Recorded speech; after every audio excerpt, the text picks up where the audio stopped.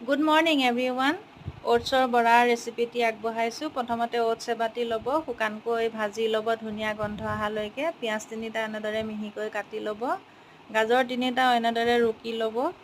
আদা, নহৰু, জলকীয়া একেলগে খুন্দি ল'ব। মই খুন্দি ব্যৱহাৰ কৰোঁ। পানী ল'ব জোখমতে, নিমখ হালধিও জোখমতে দিব লাগিব। আৰু এয়া শুকান পিঠাগুড়ি হয়, মই শুকান পিঠাগুড়ি ব্যৱহাৰ কৰিছোঁ। আপোনালোকে নাথাকিলে কৰ্ণফ্ল'ৰ নহ'লে ময়দা দি বনাব পাৰে। তাৰপিছত এনেদৰে আটা মঠাৰ দৰে মঠি ল'ব।